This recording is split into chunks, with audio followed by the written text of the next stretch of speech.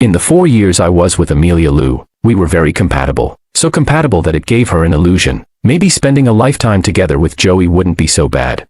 So she publicly displayed our affection. The news that I was going to marry her spread everywhere. But right at this critical moment, my brother, who had married and moved abroad, suddenly got divorced and returned home. Amelia personally picked him up from the airport, took him to various events, and helped him expand his network. Everyone was waiting to see me become a laughingstock, but I felt relieved. Phew, scared me to death. Who wants to marry her?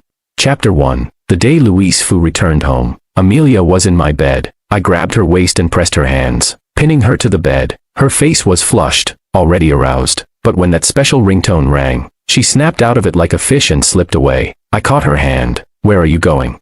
She brushed my hand aside and said, Louise called me. It must be urgent. She took the call in a hurry, not even bothering to put on her shoes. I don't know what was said on the other end. Her originally furrowed brow relaxed. She said softly, you can't do this again next time. Wait for me. I'll be right there.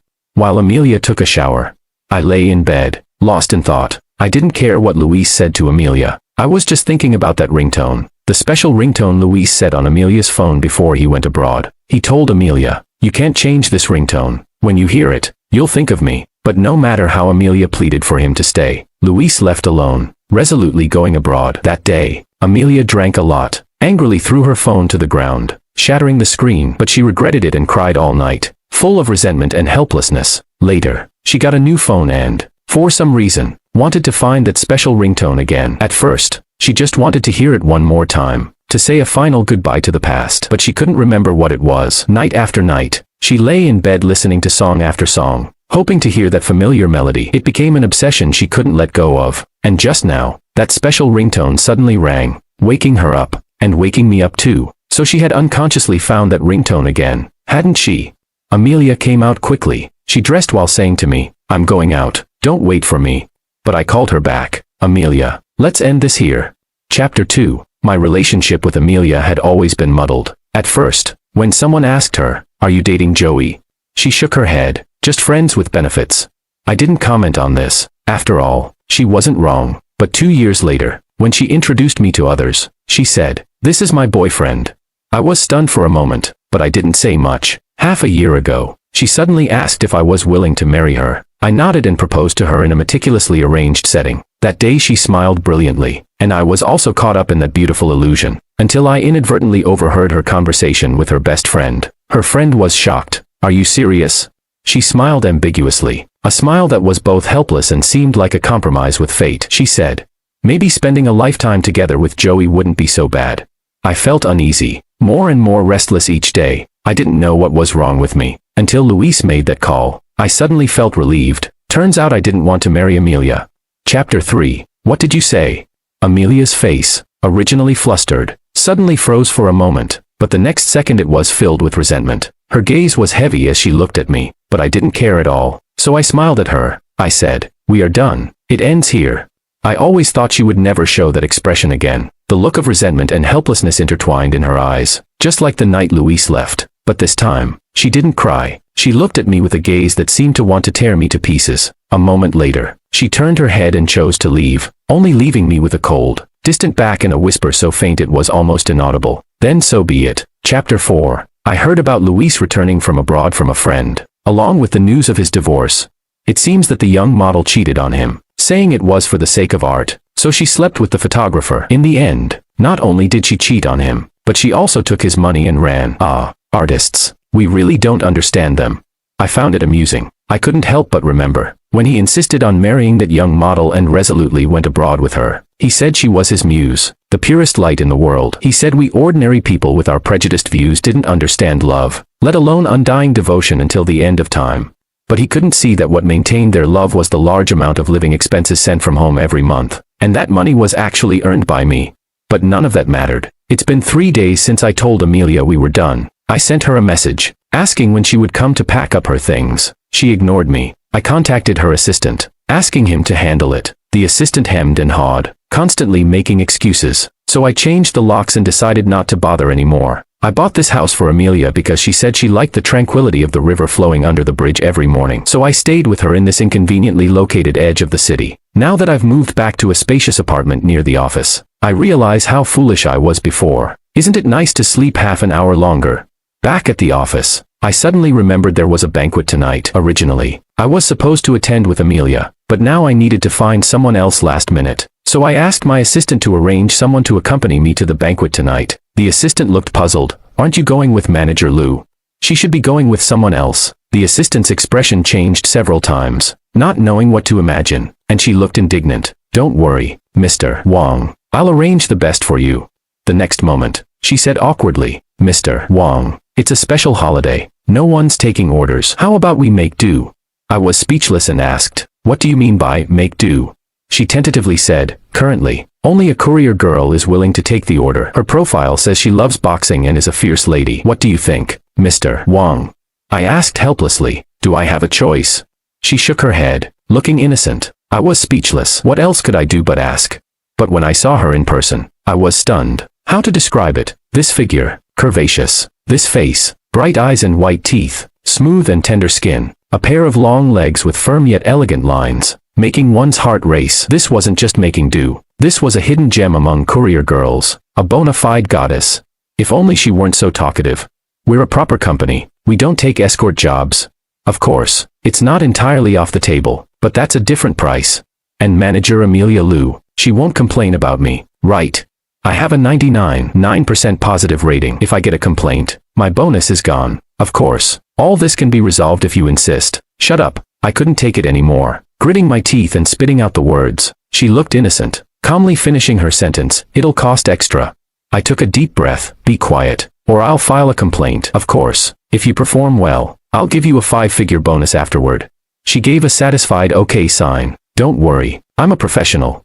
Chapter 5. The professional lady had sharp eyes. As soon as he walked in the door, he exclaimed, what the hell? My brow twitched, and I angrily rebuked, no swearing. She pointed not far away and said to me, your fiancé is over there. Of course, just my fiancé alone wouldn't have elicited such a reaction from her. The main thing was the man standing next to my fiancé, and my fiancé was holding his arm, smiling charmingly. She looked like she was enjoying the drama, saying, you've been cheated on. I was speechless and helplessly responded, that's my brother. She became even more excited, her smile almost breaking into laughter. Wow, double kill. I wasn't sure if it was because of the professional lady Leona's playful banter, or if I was just calm, watching Amelia and Luis. I didn't feel much. Of course, I didn't plan to go up and greet them, but Luis came over on his own. Brother, long time no see. I've been back for days, and I finally get to see you. Why haven't you been answering my calls? Unbelievable. His tone was so passive-aggressive, clearly implying that I was not on good terms with him and wasn't a loving brother. He continued, Mom and Dad miss you too. When are you coming home for dinner? They'd be so happy.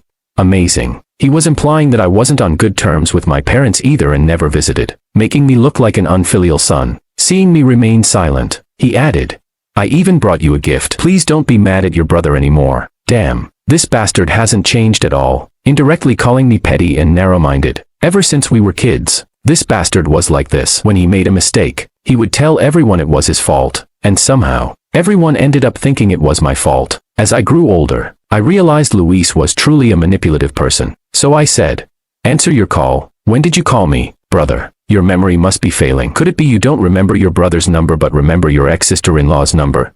I bit out the word sister-in-law through gritted teeth, making me feel nauseated. The surrounding people started to notice the situation, whispering among themselves. At this moment, Leona began to speak, furiously adding fuel to the fire. Mad at you. What did you do to wrong Joey? Don't be ambiguous. Tell us what happened. Also, what do you mean you brought a gift? So don't be mad at you. Are you apologizing or being passive-aggressive? If you're being passive-aggressive, let's lay everything out and see whose fault it really is. If you're apologizing, just say sorry honestly. Then Joey can consider whether to forgive you. After all, if you've committed heinous crimes, we might have to resort to drastic measures and uphold justice. Leona's words came out so quickly that Luis couldn't get a word in, until Amelia coldly asked, who are you? Her sharp gaze swept over Leona and me, finally landing on Leona's hand holding my arm. I met her gaze directly, holding Leona's hand, and took half a step forward. So, miss, who are you? I was ready to face off with her, but Leona suddenly swung me from the left to the right. Whoa, I was completely taken aback. This girl actually threw me from one side to the other like throwing out trash. For a moment, I felt like I had teleported. How is this girl so strong? I suddenly remembered what the assistant said. Loves boxing. Fierce lady. Could it be that this wasn't a metaphor but literal? All right. This girl has some skills. Amelia glared at Leona fiercely. Take your hand off. Leona raised her chin. Like a proud peacock, she deliberately interlocked fingers with me and said arrogantly, in a lawful society, harassing someone else's companion is not allowed. Amelia, emotionally agitated, started to say, I am his fiancée. Just as she was about to finish her sentence, Luis interrupted her. Amelia. Luis looked panicked, tightly grabbing Amelia's arm, his face ugly. Amelia glanced at me. Just one look and she turned her attention back to Luis. She suppressed all her resentment, let Luis grasp her hand tightly, and turned to leave. Chapter 6. That night, aside from the conflict with Amelia and Luis, Leona was very professional. She said her face was about to go numb from smiling, and she had to smile gently and gracefully, which was damn difficult. She also asked if I was tired too. It's ridiculous. Drinking, smiling, chatting, and to maintain your dignity. I could only eat a little bit. I feel like my soul has been drained. Hearing this made me want to slap her. Damn, she ate 4 whole Peruvian roast chickens. Where's my dignity? Couldn't she see everyone looking at us in shock? But I had to admit, it was indeed exhausting. I gave Leona a big red envelope, and said I'd request her again next time. She left with a dark face, constantly emphasizing, I'm a decent person. I nodded absent-mindedly. Sure, I'll recommend you for more work next time. After sending Leona off, I slowly went home. As soon as I got upstairs, I saw Amelia. She stood there expressionless, looking at me calmly. I didn't want to deal with her and tried to walk past, but she bumped into my chest, holding onto me tightly, refusing to let go. I reached out to pry her arms off me. She ignored this, standing on tiptoe to kiss me. I got a sudden shock and pushed her away hard, shouting, Get away. Amelia stumbled but got up as if she hadn't heard, continuing to cling to me. I grabbed her by the collar, holding her away from me by her collarbone, keeping her at a distance. Amelia looked incredulous. She took a step back, her gaze poisonous. You pushed me. Who do you think you are? Wasn't it you who was so horny you had to crawl into my bed like a dog in heat? Even though I had said it was over, even though I thought I had let go, my heart still clenched sharply. It felt like it stopped beating for a few seconds. My mouth filled with the taste of iron. So this was how she had always seen me. I nodded and said, Yes, you're right. I was horny. I initiated it. But so what? Did I force you? We played a consensual game. Now I'm saying it's over. So it's over. If you touch me again, that's unacceptable. Chapter 7. Amelia and I could be considered childhood friends. We were born in the same year, with me being 3 months older. Our families had business dealings, and our parents were friends. Even our homes were connected. Amelia was the first person I had a crush on, but she didn't like me. She liked Luis, who was sunny, cheerful, and like a little son. As for Joey, I was dull, boring, and lifeless. Some people even doubted that Luis and I were real brothers. Our surnames are different. Could Joey be adopted by the Fu family?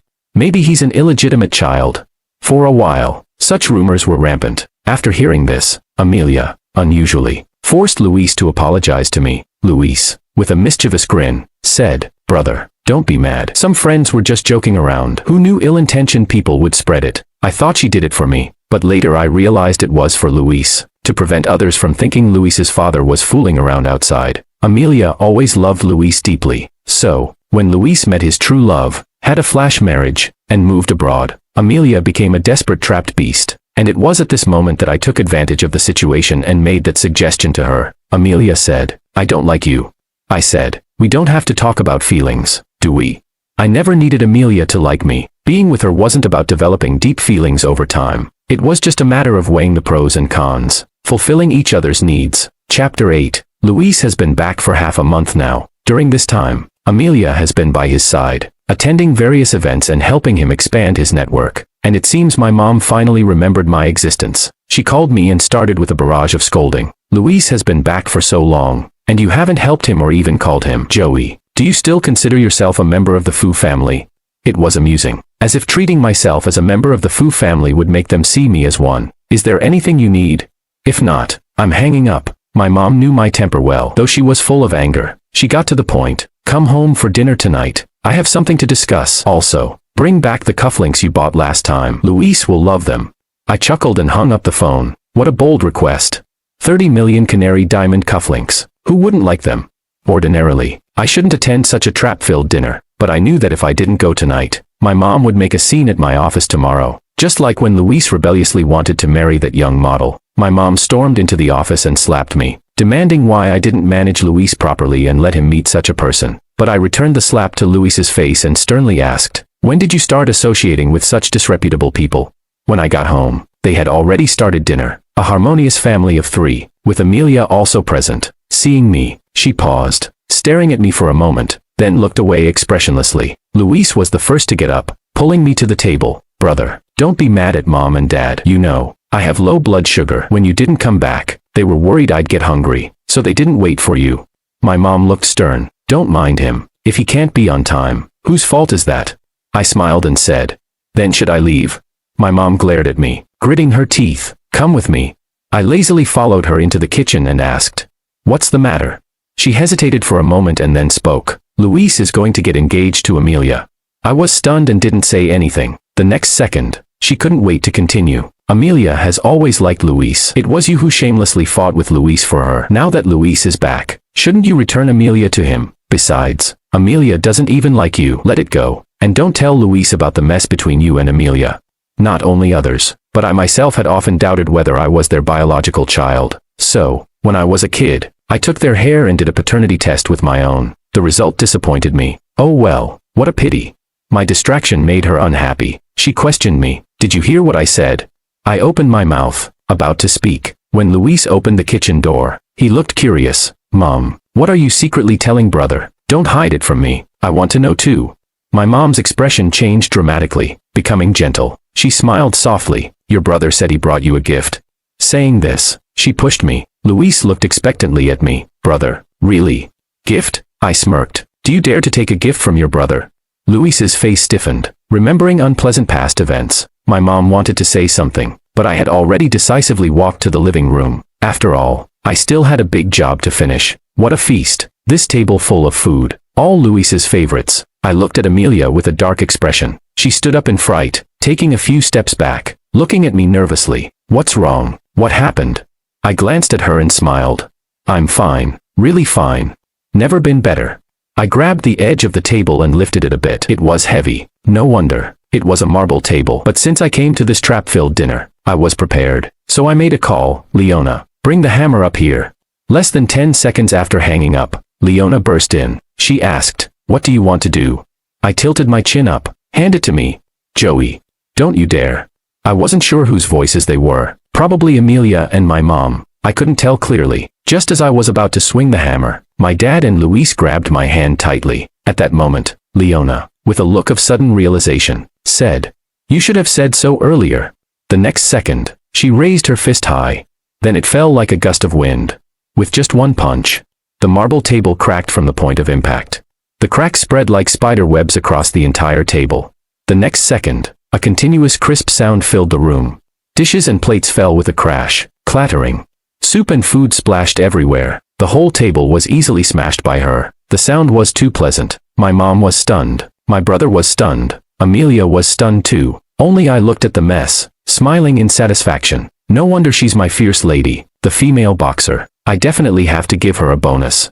Chapter 9. I met Leona at the security booth. She was wearing a uniform from a certain delivery company, pestering the security guard to let her in to deliver food. "Aren't you a courier?" She chuckled. Same thing. Short on money." "Yep." So I let her into the car. Originally, I intended to fulfill our previous verbal agreement, giving her a job as my secretary, and this time having her wait in the car holding the hammer. But I didn't expect her to have such skills. My mom tried to rush over and hit me, but Leona blocked her. "Auntie, do you want to try my slap?" My mom covered her face, retreating 2 or 3 steps. "Joey, are you crazy?" Luis supported my mom, angrily scolding. "Brother, apologize to mom right now." I looked away and said to Leona, "Let's go." With Leona by my side, no one dared to step forward, but as we were about to leave the front yard, Amelia caught up. Her gaze pierced through Leona, staring at me. "Joey, who is she?" I pulled Leona closer and said to her, "What do you think?" Her face turned ugly. I turned to leave. She spoke again. "Luis said he wants to be with me." I paused. "Oh, congratulations. You got what you wanted. Is there nothing else you want to say?" I looked at her. "When you get married, I'll bring a gift." Amelia laughed. A laugh uglier than crying. "Good. Very good." Watching Amelia's departing figure, Leona rubbed her palm and said, "Why do I feel like she's such a pretentious coquette?" I was silent for a while, then asked nervously, "How are you so strong?" She clenched her fist and twirled it next to her flushed cheek. If I hadn't just seen her smash the table with one punch, I would have thought she was being cute. With a proud face, she said, "Don't underestimate women. I've been at Mount Amé, and I've dabbled in Muay Thai, Judo, and Taekwondo." Looking at her lively appearance, I became curious about what kind of family raised such a kid. "Want to be my personal secretary?" Leona blinked. "Personal? How personal? Is it the proper kind of secretary?" I was speechless. She shrank her neck. Well, how much is the salary? How much do you want?" Leona held up a hand. I asked, 50,000. She was about to wave it off when I said, "That's fine." Leona's eyes widened. I looked at her puzzled. "What were you about to say?" She suddenly hugged me tightly, rubbing her face against my clothes, changing the subject. "From now on, you are my benefactor. I promise to be on call 24 hours a day." I felt like a tightly wrapped noodle and said helplessly, all right, I got it. Let go. We can discuss this calmly." Chapter 10. After this incident, I estimate that the days ahead may not be peaceful. I know what kind of people my parents and brother are. I can guess what kind of tricks they might pull, and with Amelia as a variable, I just hope they don't get too heated. At 11 o'clock at night, I had just finished a video conference, poured a cup of yellow wine, and was preparing to drink it and go to bed. A friend's call came in. He said, "What's going on? How come Luis and Amelia are together? Even kissing in public? Didn't you propose to her? Such a fuss over nothing. Didn't Luis get together with her as soon as he came back?" But back then, she said she treated Luis like a brother and told us not to gossip. There's that angle too. No wonder this questioning came so late, but it's understandable. Probably Luis hadn't given her a clear signal, and she didn't want to make things difficult for him. Now that Luis's attitude softened, she must be eager. Once I figured it out, it all became clear. "Is everyone there?" "Yes. Are you coming?"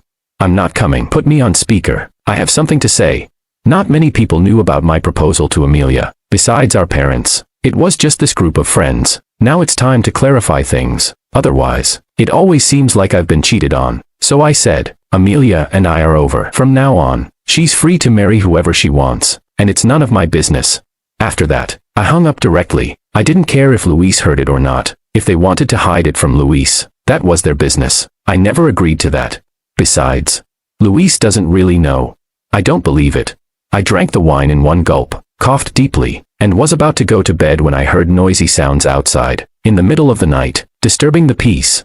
I opened the door, ready to lose my temper, but saw Leona's beaming face. "Good evening.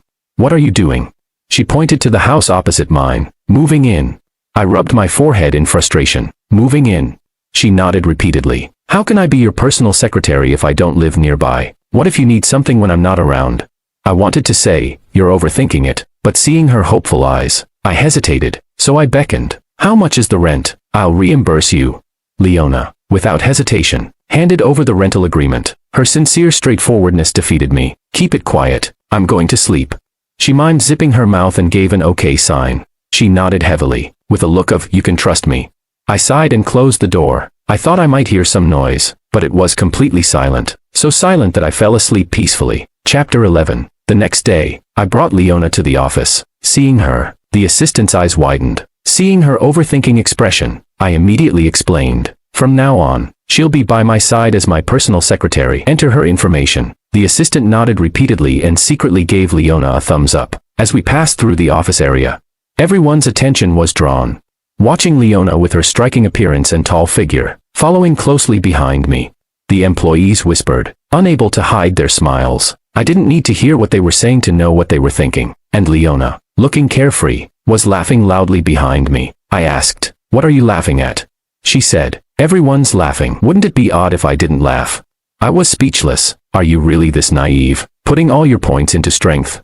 But soon, everyone saw that my secretary was definitely not the type they imagined. During the morning meeting, my mom brought Luis, trying to barge in, but Leona blocked them. Seeing Leona, they obediently followed her to my office, allowing me to finish the meeting uninterrupted. When I returned to the office, my mom was hysterical. "What are you trying to do? Do you want to drive Luis and me to our deaths? Didn't you promise me you wouldn't tell Luis about you and Amelia?"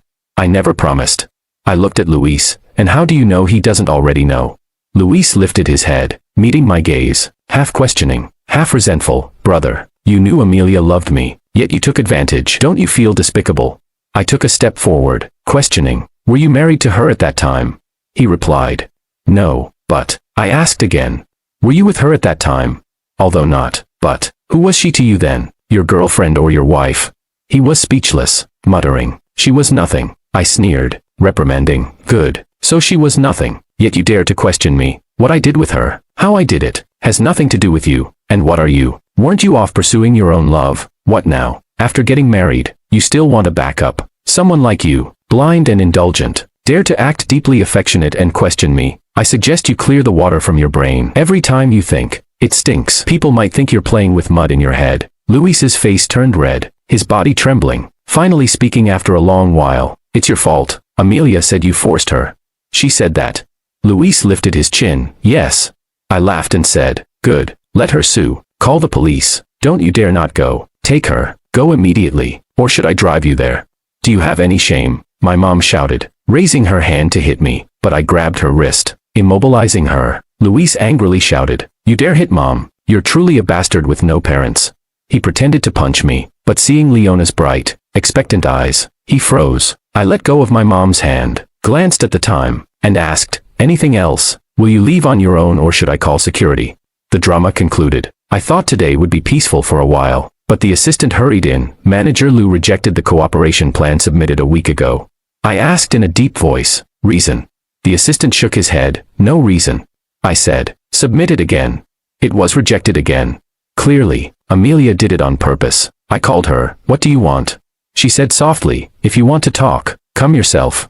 Leona drove me to Amelia's company. She slipped a panic button into my pocket. For the first time, she looked serious and said, press here, and wait 10 seconds. 10 seconds, can you fly? Anyway, it's not like I'm going into a lion's den. I believe that no matter the business dispute, there are always boundaries. In her office, Amelia spoke slowly, Uncle wants to return to the company. If you step down as president and hand over the company to him, all cooperation between Fu and Lou will continue as usual. I silently looked at Amelia and asked, is this also Luis's request? Amelia frowned unhappily. What does this have to do with Luis? Amelia, I began. This company was built step by step by me, and you know it's my grandfather's legacy. Yet you still want to do this. Amelia's lips pressed tightly together. Why are you always so stubborn? You know that if you take a step back, your relationship with the family can improve. Why must it come to this? Joey, I'm doing this for your own good. I promise. If you give up the company, I'll mediate and have uncle and aunt forgive you. You don't have to do this. Once we get married, you'll... I could barely hear what Amelia was saying. Just the word forgive left me stunned. Wait, what? Forgive me? Why do they need to forgive me? Do they have the right to forgive me? Amelia, do you hear yourself? Some things I don't like to think about, but that doesn't mean I've forgotten them. Chapter 12. My name is Joey. I took my grandfather's surname. Grandfather married into the Fu family. He and my grandmother were deeply in love, diligently managing the Fu Corporation, not caring what their son's surname was. But my grandmother felt guilty. After my mother gave birth to me, she suggested that I take my grandfather's surname. My parents didn't hesitate to agree. They left me with my grandparents and went abroad. Grandmother regretted it. She thought it was her idea that blocked my relationship with my parents. But it wasn't. My parents didn't love me. They didn't even want to have me. They were traveling the world when I was conceived. They planned to have an abortion, but it was too late and would harm my mother's health. Repeated morning sickness wore her down to skin and bones. The late-stage stretch marks nearly drove her to collapse. She had a difficult labor, transitioning from natural to cesarean, suffering twice in one birth. She said I was here to collect a debt. I can't love him. Seeing him annoys me, and I can't help it. When I was 3, they finished their travels and returned home. Grandmother encouraged me to get close to her, but she pushed me away. Don't touch my dress. Why are you so dirty? You're so disobedient. What kind of teaching did my in-laws give you? You look like an ungrateful wolf. Impossible to raise well. Better to have another one. And so, Luis was born with their full expectations. He was their precious one. So much so that I wasn't allowed near him. If I did, I would get slapped. What are you holding? Who let you up here? Were you going to poke Luis's eyes? Why are you so malicious? I wasn't. I just wanted to touch his face. But facing my hysterical mother, I was too scared to even defend myself. Father forced me to apologize to my mother and brother. It was my grandparents who protected me. Grandmother shook with anger. Impossible. I raised this child. I know his nature. Father tried to smooth things over. So what if it wasn't his fault? That's his mother. What's wrong with apologizing? You've spoiled him too much. How is he spoiled? In what way is he spoiled? I raised him well. Why do you talk like he's bad? Father wanted to say more, but grandfather stepped in. Joe did nothing wrong and will apologize to no one. If you keep this up, you can leave this house with your kids. Grandmother told me, it's okay. Even if my parents didn't love me, she and grandfather always would. Grandfather told me, to truly let go, you must first hold on. If you don't hold on, how can you let go? Don't fear the pain. Quick and sharp pain is easier than slow, grinding pain. I once was cherished, but after grandmother passed away, they tricked me into going abroad. They confined grandfather, forcing him to change his will. I am your biological son. I'm not dead yet. Why leave the company to Joey? You're so biased. Even if it goes to Joey, shouldn't Luis get a share too? In that darkest moment, I cried out to heaven and earth with no response. I struggled and pleaded, just to return to grandfather's side one day. On that drizzly day, rainwater soaked my shoes and dripped on me from the eaves. I was cold, wet, and starving. My head pounded, and I felt dizzy, thinking I might not survive. But then I saw Amelia, rain misting her eyelashes, forming sparkling drops. Her gaze was clear, with an indescribable sorrow. She slowly approached, holding a small purple umbrella over my head. At that moment, the sound of the rain seemed distant, leaving only the two of us in the world. I came to find you, Joey. It was Amelia who found me and brought me back. She took me to grandfather's sickbed. Grandfather held my hand and asked, do you want the company? I said, Grandfather, you will be fine. You will get better. He patted my head and continued, whether you want it or not, I can only give it to you. Joe, this company is your grandmother and my life's work. Will you guard it for us? After grandmother passed, grandfather didn't last long. 2 funerals nearly killed me, but they still wouldn't let me go. My mother forced me to sign a share transfer contract, threatening to send me to a mental hospital for electroshock therapy if I refused. I resisted, so they tortured me, locking me in the basement, giving me 1 meal and 1 glass of water every 3 days. Again, it was Amelia who secretly brought me food through the basement window every few days, when my parents tried to have me committed, claiming I was mentally ill. She begged her parents to help me. During that time, she stayed with me. She repeatedly told me, you're not sick. Don't let others think you are. This same Amelia is now saying they need to forgive me. Chapter 13. At this moment, I smiled at her, feeling a rush of exhilaration. I felt as if the skies had cleared and my mind had never been this clear. Amelia stared blankly and asked, what's wrong with you? She suddenly grabbed my hand and said, I didn't mean that. I just think, after all, you are family. And you. I didn't want to hear her speak. I didn't want to hear anything she had to say. Get out. You want me to leave? Yes, get out.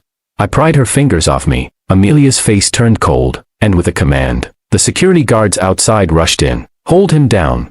That was Amelia's order. At that moment, I realized they had no boundaries. I fought back, left and right, like a madman. Those past traumas, the drugs injected into my body, the countless electroshocks, the locked iron doors, the restraints binding my hands and feet, they all surged into my mind. I grabbed a medium-sized potted plant by the coffee table, swung it in a wide arc, creating a safe distance. I then stepped onto the sofa, crossing over. I intended to rush past the desk and take Amelia as a hostage, but she moved to the other end. Just then, they closed in again, forcing me onto the table. I swung back at the ones trying to climb up, hitting one who, in pain, retreated. Taking advantage, I flipped over to the other side, pressing myself tightly against the wall to avoid being surrounded. For a moment, I had a chance to catch my breath. I kept swinging the potted plant to fend off anyone approaching. With my left hand, I reached into my pocket to find the panic button. Amelia shouted, there's only one of him and 7 or 8 of you, and you can't hold him down. Do you want to be fired?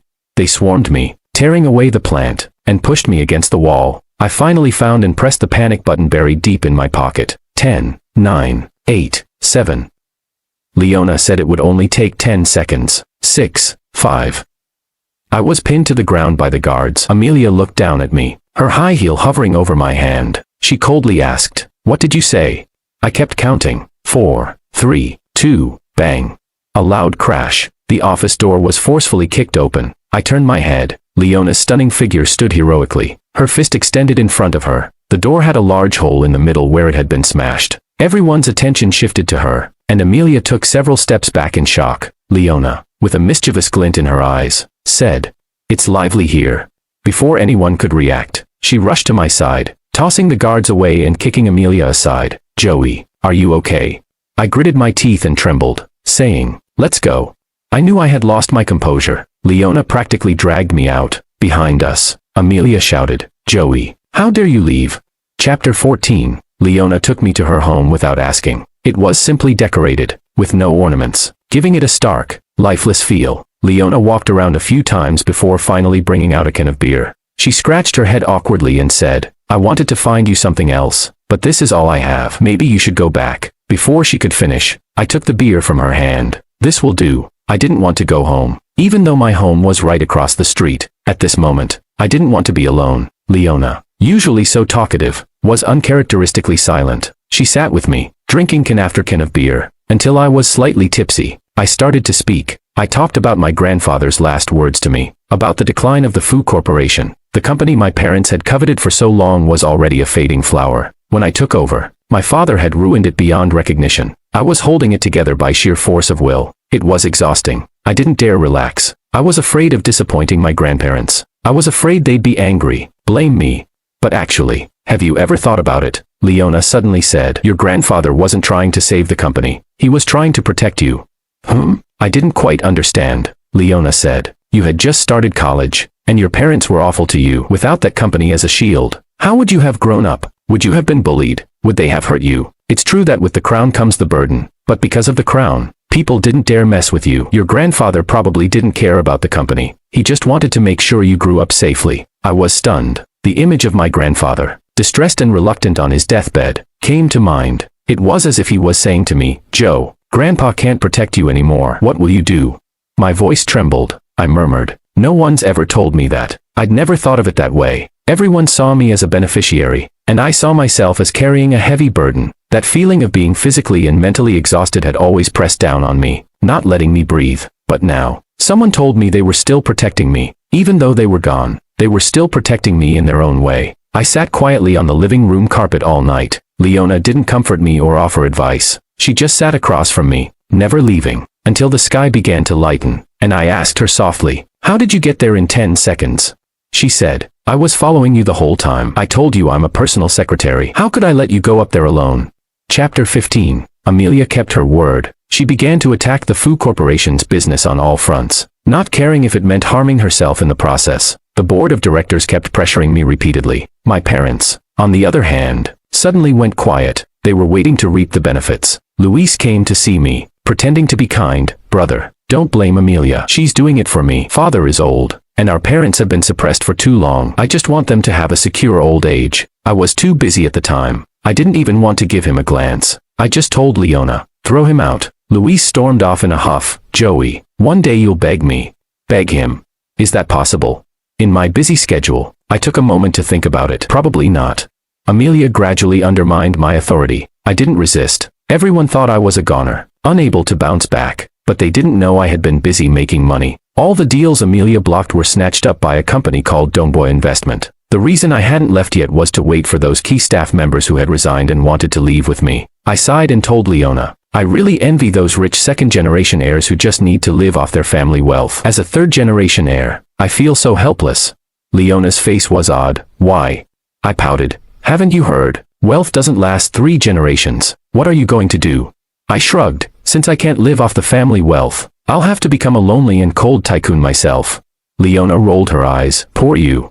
I suddenly stepped forward. She shrank back. "What are you doing?" I pulled her collar aside and saw the dark red hickey. I couldn't help but ask, "How many days has it been? Why hasn't it faded?"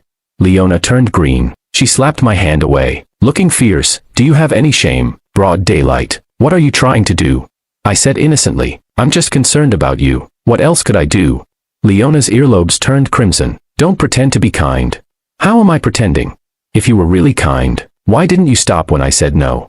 I stammered. "Isn't it true that when a girl says no, she means yes?" Leona glared. "My no means no." "Got it. I'll be careful next time." Getting into bed with Leona seemed natural. After she fed me for a week straight, one night she cooked a big meal. We drank. She kissed me, and I held her. Chapter 16. The day I was removed from my position was bright and sunny. My father was full of joy, waiting for me to step down. "President Wang, please." I nodded and stood up, calling out. Those who had been waiting to leave stood up and followed me. The scene was grand and impressive. This was the moment I had been waiting for. I had to admit, it felt great. My father's face changed. What's going on?" The obsequious manager stepped forward. They're useless anyway. I approved their resignations. My father looked at me suspiciously. I grinned at him and said, "You've just cut your own artery." They wouldn't realize it immediately, but the fall of the building was only a matter of time. The day I left the company, Amelia was waiting for me downstairs. She said, "Come with me. I'll help you start over." I looked at her in confusion. "Why do you think I would go with you?" Amelia frowned. "Don't be like this, even though you have nothing now." Before she could finish, Leona appeared. She leaned on me, pressing her face against my chest, glaring at Amelia. "I told you, in a law-abiding society, don't mess with my men." After her fierce words, she pouted, looking aggrieved. "You said you'd take responsibility for me." That look made me seem like a heartless man. I chuckled and rubbed her head. "I will. Didn't say I wouldn't." Amelia's eyes turned red, staring at me and Leona. "You're with her. You lied to me, didn't you?" "I don't believe it. Amelia, don't bother me anymore."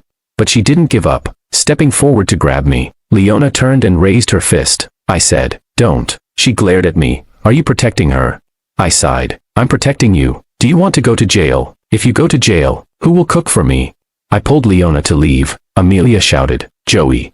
I turned to look at her. Her gaze was a mix of resentment and pleading. "If you dare leave with her, we're really over." "Over?" I laughed. "Amelia, when you helped them against me, we lost the last bit of our connection." I didn't want to hear more from her. Neither did Leona. She childishly covered my ears and hung on to me. I sighed and picked her up. Chapter 17. The yellow jacket is mine, and I've never tried to hide it. It was no surprise that Amelia found out. When she stormed into my office, her face was red, full of disappointment and resentment. "You've been lying to me." I asked Amelia, "What did I lie to you about?" She gritted her teeth and spat out 2 words, "Yellow jacket."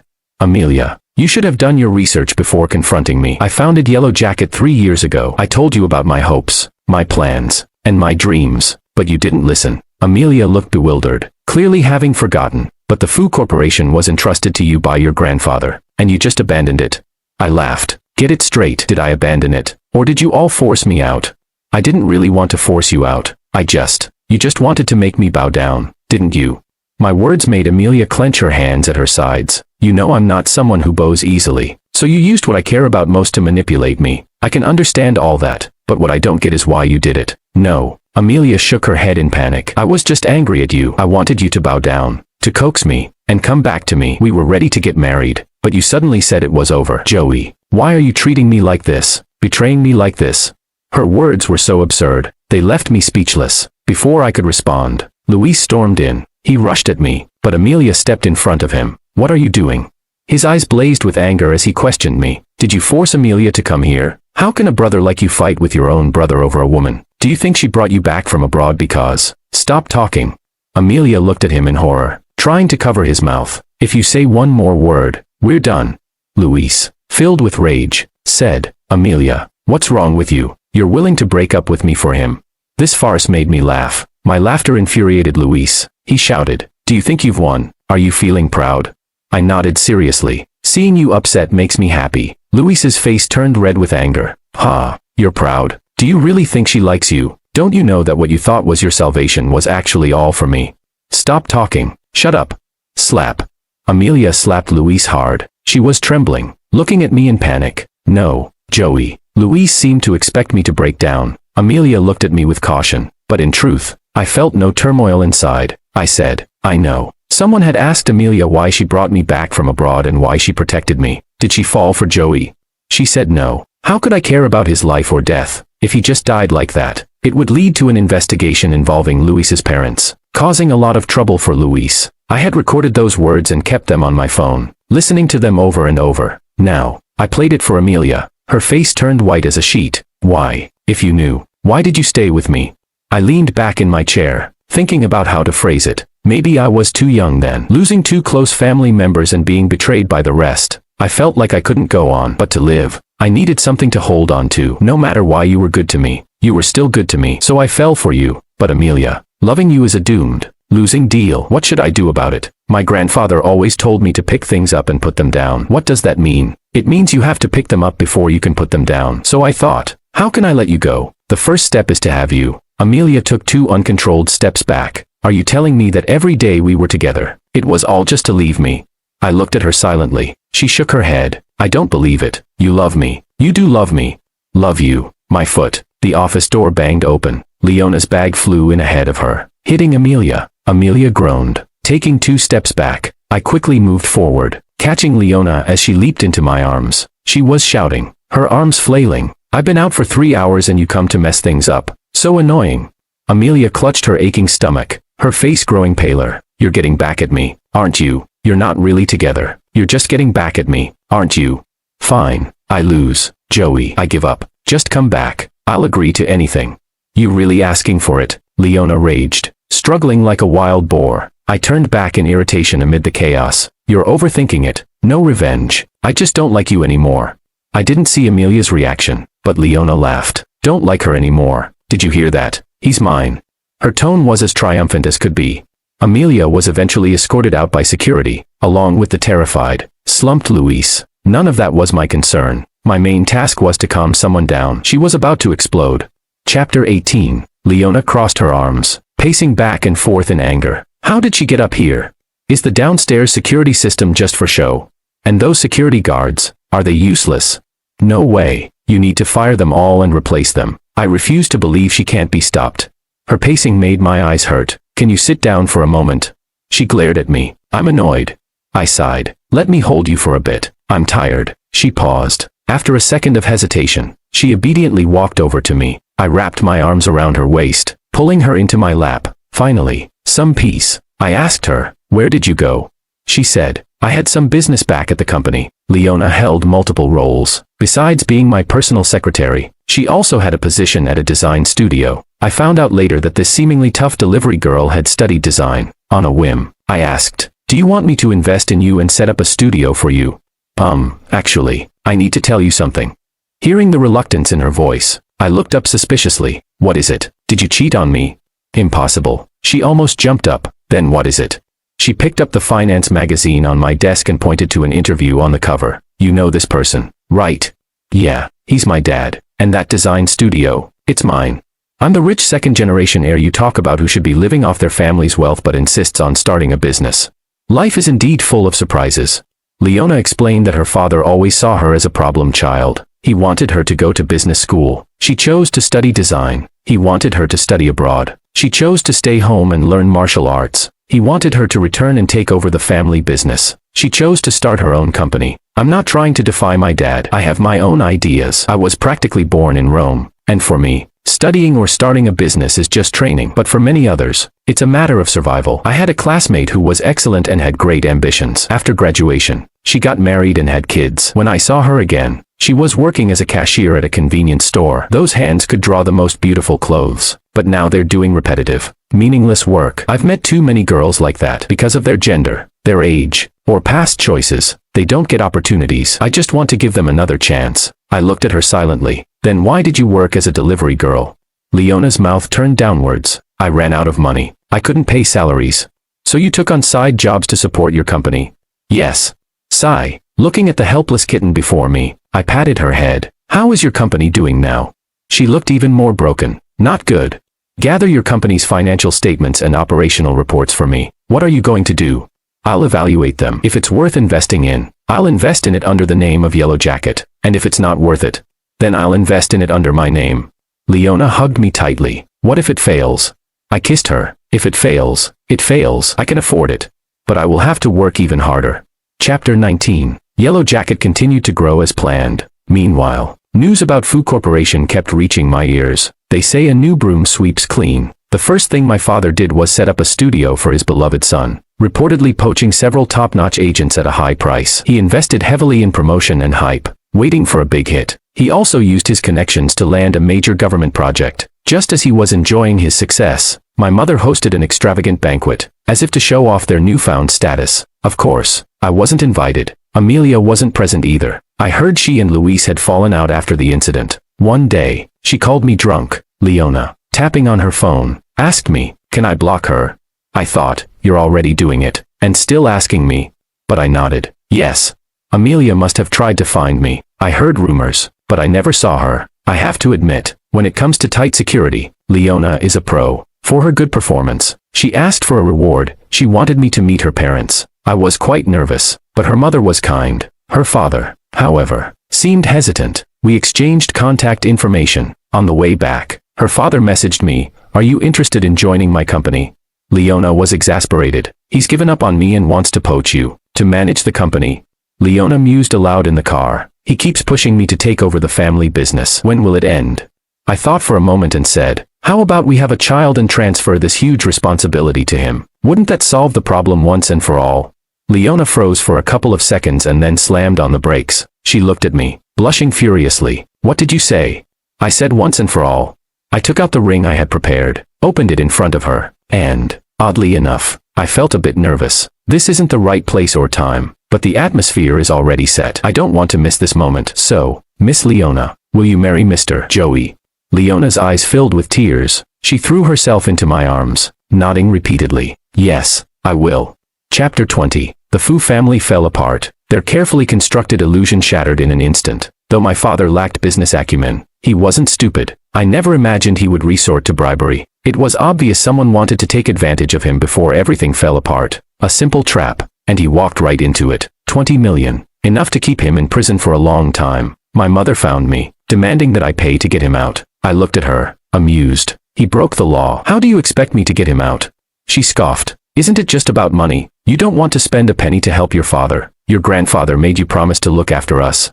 I nodded. "Grandpa did make me promise, but he said to make sure you don't starve. That's it. Besides, I advise you not to make any rash moves in such a sensitive time." But she wasn't one to listen. 3 days after I spoke to her, she was taken to the police station, charged with causing a disturbance and trespassing. It was obvious she had tried to bribe someone and they called the police. The police contacted me to bail her out. Was it because the other party didn't want to cause a scene? No, the official didn't want the trouble, but my mother still thought she was right. I was so angry I laughed. "Go ahead, do what you want, then you can all be together inside." She fell silent, grabbing my sleeve. "You won't just abandon your father, will you?" I pushed her hand away. "I can't help him. What about the company? It was left to you by your grandfather. You'll take care of it, right?" I looked at her suspiciously. "What did you do?" She avoided my gaze. "I didn't do anything.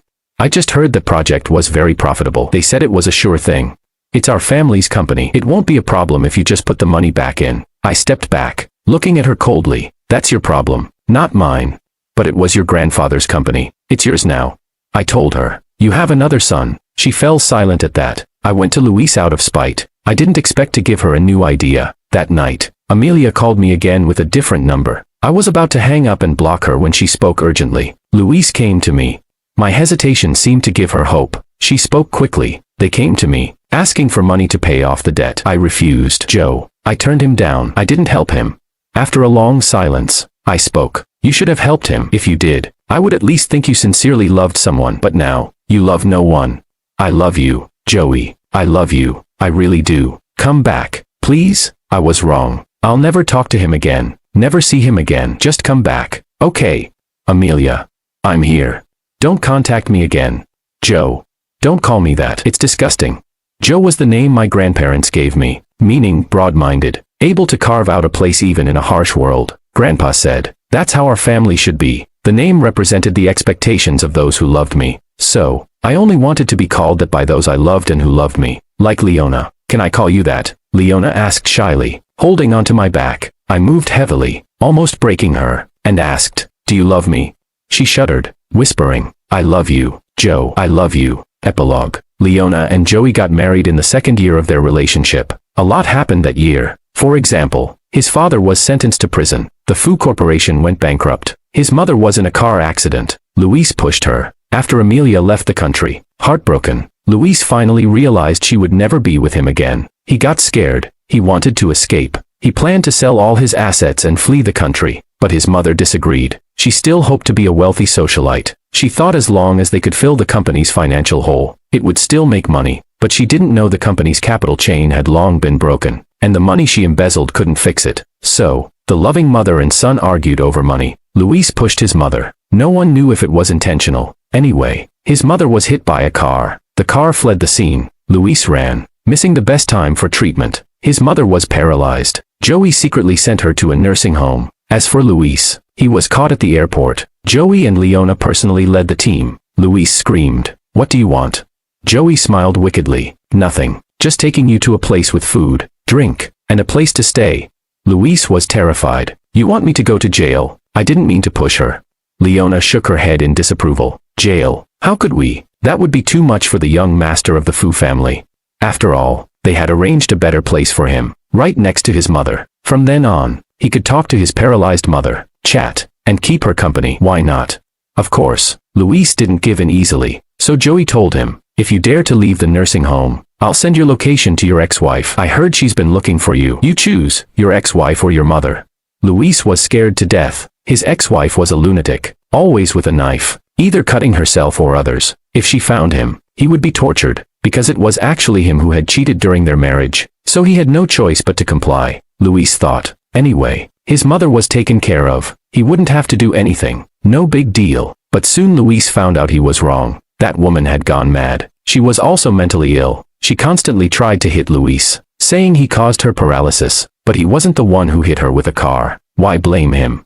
She also said, if I hadn't given birth to you, it would have been better. If only Joey were my only son. Luis laughed. Do you think Joey would acknowledge you? Dream on. He holds grudges. When you pushed him down the stairs, breaking his leg, burned him with a cigarette, and made him kneel, he remembered it all. It was because of you. His mother shouted. You said Joey bullied you. You lied to me.